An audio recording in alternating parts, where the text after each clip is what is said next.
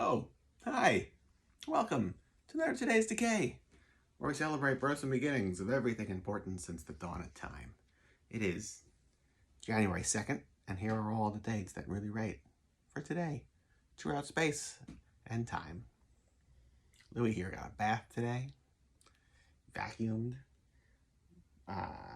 washed the couch covers and everything. It's like a whole new dog, a whole new apartment. What a breath of fresh air, huh? Yeah, he's loving it. Okay, meanwhile, on this day, 1884, Oscar Michaud was born. Probably pronouncing it wrong. I'm really bad at French. I've come to realize this. African-American filmmaker, author, producer. Really fascinating stuff. And at a time where, he had to carve out his own existence because it was what he wanted to do. Very inspirational. I actually know very little about him, and it's kind of one of those characters that I make a note of go research him, do it. And I didn't do it today, but for the future and for the rest of our lives. Note to self. Decay, born this day, 1896, Russian futurist filmmaker, whom I love his work. Him, his wife, and their partner in filmmaking consider themselves like a extension of a literal machine, a filmmaking machine. Futurists are so weird. I like it, but it's so weird. 1922, little Miriam Wolf was born. I say that because her stardom, she achieved stardom when she was 11 or 12, something like that.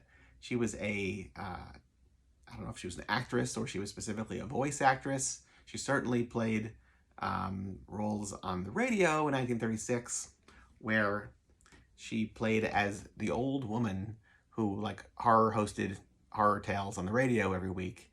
And I love that it was they cast a little girl to play this cackling lady. So anyway, it was really popular, and this is a tie-in, a magazine tie-in for the radio show. Alonzo Dean Cole here was the mastermind of this, and inside there's nothing on her, sadly. It's not there's no bio or anything like that, but it's all weird tale type stories with really great illustrations. Yeah. Very delicate. Here's a good one, The Madman.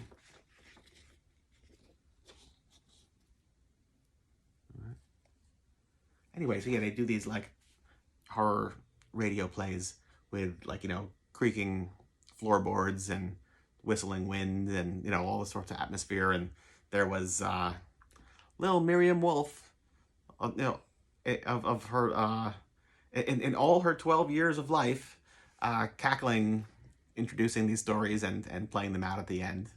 I love that. Yeah. 1929, Charles Beaumont was born.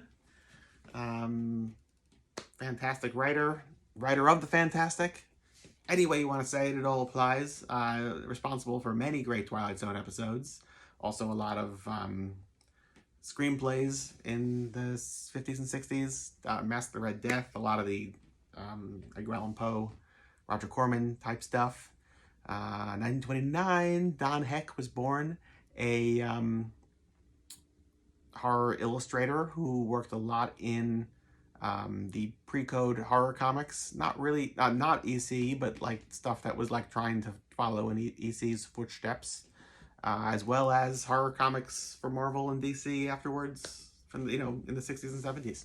So clearly he was drawn to the material, or he was drawing the material. Either way. 1963, the Magic Castle opened its doors. I love the Magic Castle. I've been there many times. I don't know with COVID and stuff, what is able to continue or not, whether it's in COVID times or just afterwards. I feel who knows where life will lead us. But for those of you that don't know, the Magic Castle is located in the Hollywood Hills in Los Angeles. It is a Victorian mansion that was opened as a private magician's club with secret passageways and all sorts of large-scale stage illusion, smaller scale sleight of hand, everything in between, lots of rooms that you don't even know that they're necessarily like available to you, and then suddenly, hey look, there's people lining up, and then like a secret door opens and here you go in. It's tons of fun. Yeah. I hope to go back one day. I hope it continues forever. On this day 1965, the TV series Ultra Q premiered. This was like very hard to find in America for the longest time, and I'm very happy to say that a couple of years ago, I don't know, 5-ish years ago, this DVD came out with translations, which is so cool, because before there was like things you could maybe find a couple of copies online, but nothing was translated. And it's like the people that brought you the whole Godzilla series, but doing a Twilight Zone-esque kids show, if that makes sense. So I don't know what more you could want, because that's what you got, and so just make do with what you got, or just really enjoy it, because it's terrific as is. And on this day, 1965, oh, same year, 65. So the same year Ultra Q came out, Simon Brand of Torment was born. I've been a big Torment fan for a long time. In 1998, put out this zine called Zombie. And I was the first person that I know of, I don't know, to do like a retrospective on the life of Simon Brand, because he had tragically ended his life a couple of years earlier. So we did like a spread in here, interviewing various people, including Kevin Haynes, the drummer of Torment. And one of the things I particularly enjoy, just like the moment in time when like I was making this, you had Yahoo groups, like email groups, and I guess in hindsight this would basically be like you're hitting reply all to a number of people, all with the same interest, like the topic in mind, but like, so therefore you could receive tons and tons of messages every day if there's a lot of people in the group, right? This is like a reply all nightmare that you would never want to be involved with, like at work or something, I suppose.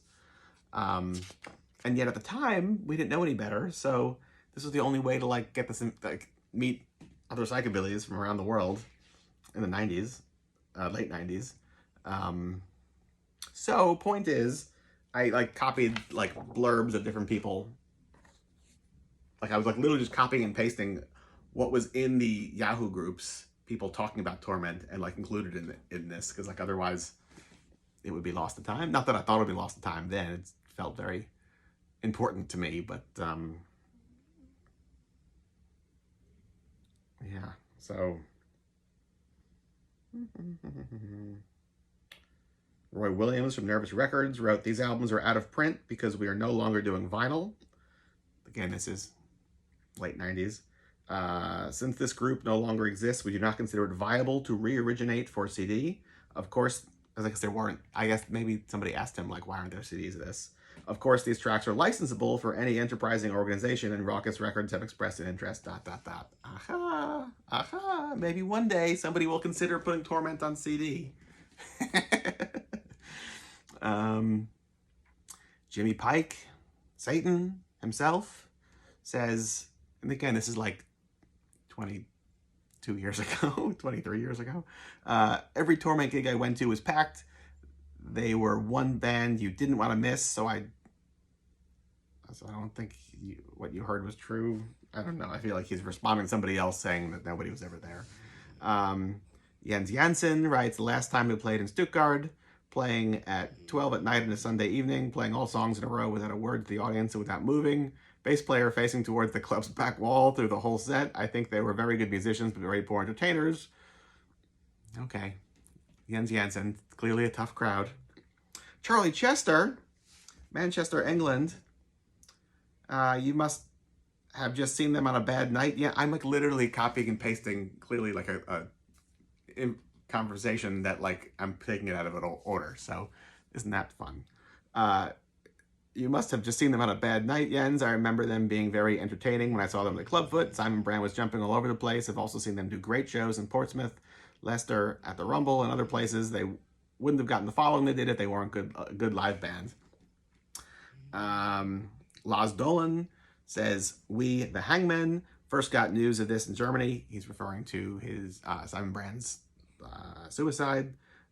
In Germany on tour, when a promoter asked if we could fill the Torment's place at a festival, when it transpired that he'd hanged himself, we wondered if it was a sick joke, but the promoter simply hadn't equated the band name with the situation. Ironically, we were due to support Torment in England on our return also.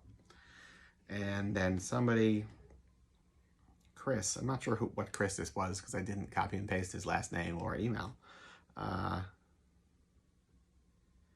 Referring to his suicide. I heard that also a few years ago, and to be honest, it didn't surprise me at all. If you ever spoke to the guy, he was always in a heavy mood, but their music was fucking brilliant. I think they were one of the most exciting bands in the psycho scene in the 80s. However, they hardly moved on stage. The bass player never looked into the audience and was staring straight at the wall every gig. That's two people saying the same thing. Simon Crowfoot, I don't know. These two are their best albums, Cyclops Carnival and Three is a Crowd, are their best.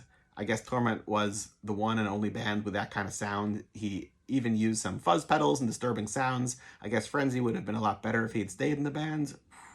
Also, you're capturing like internet flame wars at its very beginning, aren't you? Yeah.